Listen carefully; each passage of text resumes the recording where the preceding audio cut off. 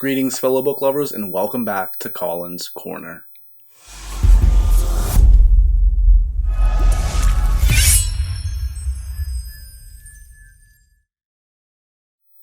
Today, we are going to be going over everything that I read in the month of July, but before we do, we have to go over the answer for the last Comedy with Colin segment, where I asked you guys the joke, what did the left eye say to the right? The answer? Between you and me, something smells. Alright, now let's get on with my list of what I read in the month of July. I read a lot more than I originally thought this month. Granted, a decent chunk of it was audio, but hey, audio still takes time to get through, even if it isn't reading physically with my eyes. So regardless, I was pleasantly surprised by the end of this month with what I got through. So the first book that I read this month was Becoming a Druid.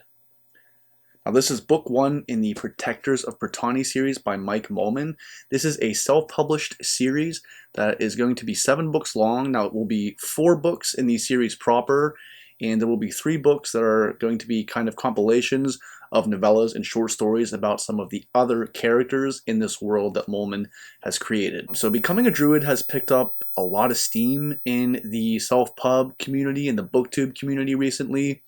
And I believe it's for good reason. Our main character, Grame, is training to become a druid, and druids are the protectors of Brittany. The druids and their relationship with the land of Brittany kind of remind me of Strider from the Fellowship of the Ring, and being one of kind of the rangers of the land and trying to maintain peace from some outside evil forces. Grame is a very sarcastic and witty character, and to me was very enjoyable to read. I clicked with his sense of humor right off the bat. The magic in this world is very unique and is not like many of the other magic systems that I have read in fantasy recently, so that was a very nice breath of fresh air. And there were also some really awesome battle scenes that took place in this that again just felt fresh and felt different from other types of battle scenes that I have been personally reading recently. So I had a very positive experience in this first book in the series, and I would highly recommend picking this one up. Next up, I read Lone Women by Victor Lavelle. Look how awesome this cover is. Let me get my grubby little mitts out of the way there. Alright, so one of my goals for the channel this year is actually to read more horror authors that are not Stephen King.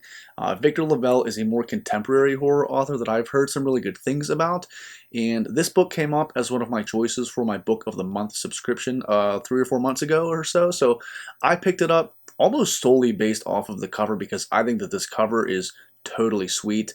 Now, in this story, we are following a young woman named Adelaide, and this story takes place in early 20th century America. So that is definitely a setting that I have not read a lot of, and so that kind of got me excited. So Adelaide is carrying with her a secret sin that ultimately led to her parents' death. And over the course of this book, where Adelaide is fleeing from her home in California to move to Montana as a homesteader, we are able to see how this secret sin affects not only Adelaide, but those that she comes into contact with throughout this book. I thought that the premise and the first half of this book were very interesting, and I was kind of, hooked. I was sitting on the edge of my seat for a lot of this as she was making her way towards Montana. But the second half of this book, and specifically the ending, were kind of a letdown for me. Now, one of the things that I do want to mention is that I feel like this book did not really deliver on the horror aspect of its description, and so I think that potentially part of my unhappiness with how this book finished may have been misplaced expectations on my part, but it was marketed to me as a horror book, and I felt that it lacked pretty strongly in the horror elements. So overall, I thought that this book was just kind of okay. It wasn't bad, it wasn't great, it was just kind of okay, and it wasn't very long, so I don't regret reading it or anything like that, but certainly not one of my favorite of the recent horror reads that I've had. Next, after Lone Women, I finally made it to Gardens of the Moon. Book 1 of the Malazan Book of the Fallen, and this book delivered on a huge scale for me. I've been anticipating this journey for almost 2 years, and I get pretty nervous when I finally pick up a book that I have built up such high expectations for, because I really don't want to be let down, and I don't want my having built up the expectations to set me up to be let down, if that makes sense. But Gardens of the Moon did not let me down one bit, and it actually exceeded my personal expectations in many ways. Now, I'm not referring to the expectations of quality. I have heard enough about Erickson's writing over the last couple of years that I was quite sure that I would find his writing style and his talent to be rather obvious. But Gardens of the Moon exceeded my expectations in a sense that this book was somehow even more expansive and unique than I could have pictured it being. I can say for a fact that I have never read anything quite like Malazan in the fantasy genre, and I do plan on doing a dedicated review for all of the books that I read in the Malazan Book of the Fallen, so I'm not going to rant too much about Gardens of the Moon here in my wrap-up, but suffice to say that I cannot wait to see where this series goes with Dead House Gates. I'm going to combine the next two books that I read here and talk about Finders Keepers and End of Watch, the second and third novels, respectively, in the Mr. Mercedes trilogy by Stephen King. I should have known what I was getting myself into here with Stephen King writing detective novels, in that they were certainly not going to be just any old generic cop procedural.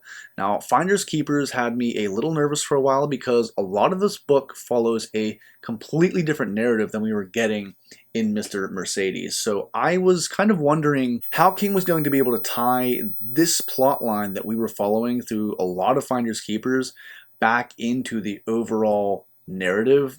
And don't get me wrong, I really enjoyed the story that we follow in Finders Keepers. And when King eventually ties it back into the main narrative, I was amazed at how seamless that it felt. And in End of Watch, we get what I felt like was a pretty good conclusion to this trilogy and the end of some of these characters that we follow throughout the course of these three books. My favorite book in this trilogy from an enjoyment standpoint was certainly Finders Keepers, personally, but I really did enjoy Mr. Mercedes, and I really did enjoy a lot of moments in End of Watch, but I think End of Watch I liked the least, but I still enjoyed it. Now I can say I successfully fulfilled a promise. Mom, I finally read the Mr. Mercedes trilogy. This is my mom's favorite work of King's that she's read so far, and she's been wanting me to read this one for 2 years now, so I can finally check that box off. Next up, I read The Outsider. Now, if you are a fan of Stephen King, then you may be recognizing the trend here. The Outsider was read as a continuation of my goal to try to catch up on all of the Holly Gibney content that has been published before Holly comes out in this September, because that is going to be Stephen King's new book coming out this year. And up until 2 months ago or so, I had not read anything about Holly Gibney, and I really wanted to be able to read this when it comes out. So I've been trying to catch up on all the Holly Gibney content, and The Outsider does, kind of spoiler alert, have Holly Gibney in it. So The Outsider opens up in a small town where there is a gruesome murder of a young boy, and a prominent figure in the community is arrested for the crime. He claims adamantly that he did not commit this crime, and he sticks steadfastly to his claim of innocence. So for about half of this book, we are following along multiple storylines, kind of the cops and the person that got arrested, the family of the person that got arrested, the family of the victim. And I think King does a really fantastic job of really creating a sense of doubt in the reader. I kept making my mind up and then changing it, and I really didn't know who to believe. Every time I just decided to believe the guy, the evidence would lead to the fact that he did it, and every time the evidence led to the fact that he did it, something else would come up, and I would really believe that this guy didn't do it.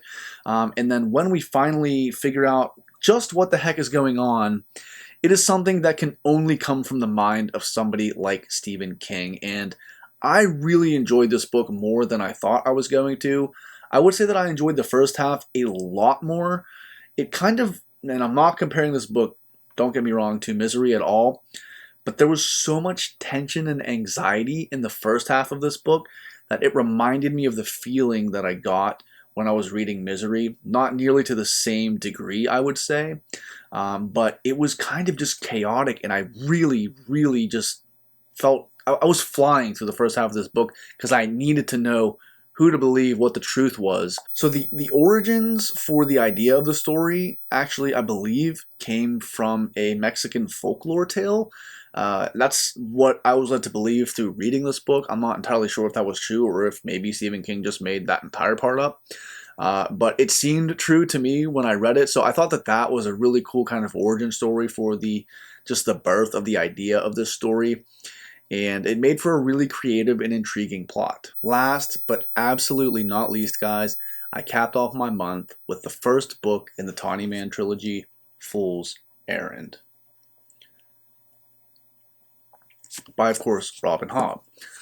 This book was everything that I wanted it to be in terms of a reunion with Fitz's chivalry farseer and many of the other characters from the Six Duchies that I have missed so much since reading Farseer. This book was an emotional roller coaster in every sense, and a large chunk of the beginning of this book was really just a slice of life, with Fitz kind of allowing us to catch up with where Fitz is in this current stage of his life, which I believe now is in his mid-30s or so.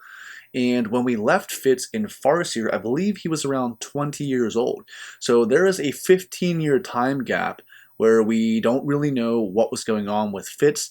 And like I said, a lot of the probably first third of this book is just simply catching up with Fitz and figuring out what he's been doing and what he's been working on over all these years. There are so many of my friends here on BookTube and in many of the Discord servers that were so excited for me to finally pick up Fool's Errand, and I understand why now. This book just hit on almost every single level for me, and there were some characters that were introduced in this book to us that kind of formed relationships with characters that I already know and love, and I was kind of hesitant to give in to these new relationships and was kind of like, what are you doing with this person? Like, what's your, what are your motives with this person? You stay away from them, don't hurt them.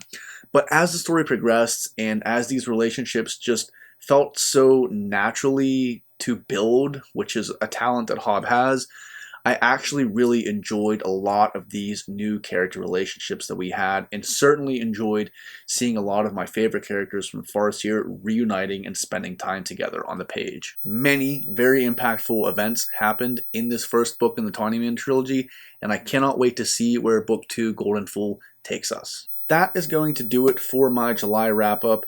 Like I said, I got a lot more in this month than I originally anticipated getting in, and when I was structuring my wrap-up video, I realized, dang, I got a lot more reading done than I thought I did. And part of the reason for that is that I just, as of the recording of this video, finished up summer semester today. So the last kind of month has just felt like a blur between schoolwork, being a husband, being a father, reading, getting content out for the channel when I can. So I feel like a free man now, which is awesome. I feel like I'm able to kind of get some books read and get some content out to you guys. Speaking of which, this Sunday at 10 a.m. Eastern, I will be hosting Books with Benghis Khan on my channel to have a spoiler-filled discussion of Fool's Errand.